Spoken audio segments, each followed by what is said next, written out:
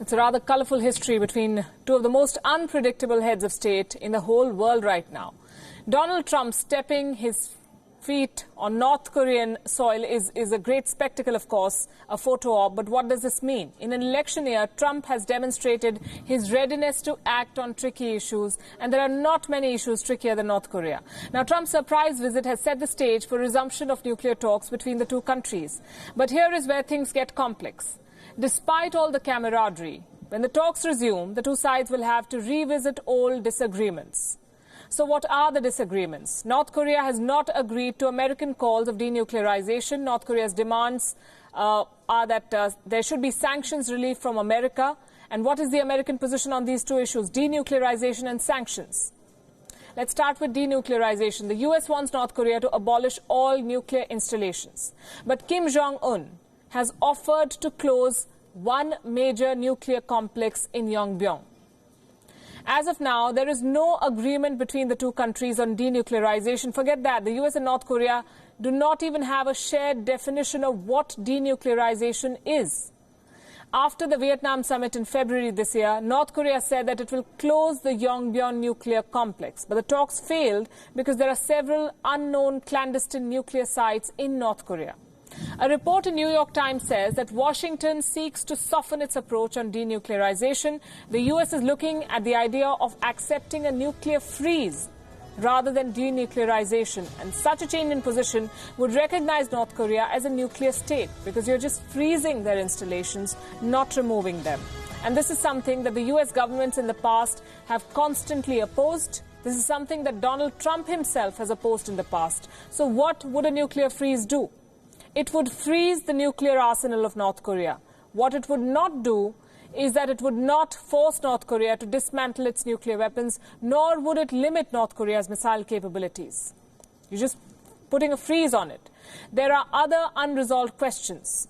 There is no way to ensure that North Korea is not building its nuclear weapons elsewhere. Already, there are several reports of hidden nuclear reactors in North Korea. For example, both the US and South Korea have complained about a covert site called Kangson. US and South Korea believe that the North is still producing uranium fuel in Kangson. A nuclear freeze will leave all these issues unanswered, unaddressed. Now, Donald Trump has often complained that he does not get the credit that he deserves for de-escalating tensions with North Korea. A deal with Kim Jong-un would help him further that argument. Politically, it's a successful pitch. But here's the contradiction.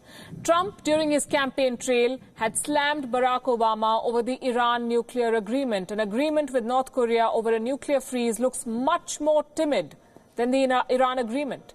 Trump, remember, had called the Iran deal a disaster.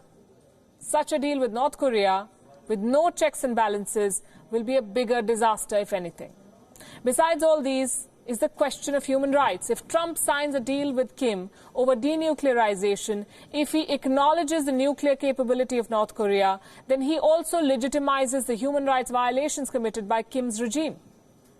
Also, Trump's attempt is not new, we can tell you.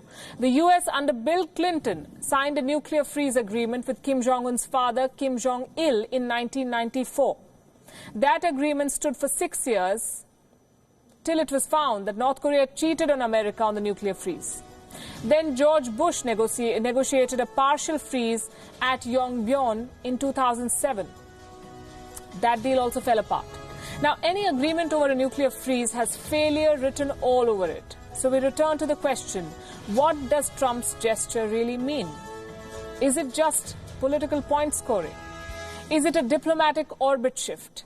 What about denuclearization? This is an election year in America, remember. An agreement with Kim would help Trump's image as a peacemaker, as a deal maker, but it will not change anything in the Korean Peninsula. Critics say that Trump has legitimized a dictator who lives in a cult of personality and executes his opponents. He has given acceptance to an international pariah because after Trump's meetings, others have followed. Last month, China's Xi Jinping became the first Chinese president in 14 years to visit North Korea. In May this year, Russian President Putin hosted Kim at their first ever summit in Vladivostok. These are two embattled leaders who have gambled on one another to raise their international stock, Kim and Trump. The photo ops were great, we have to say, but when talks resume, it must be known that the challenge is where it was 25 years ago.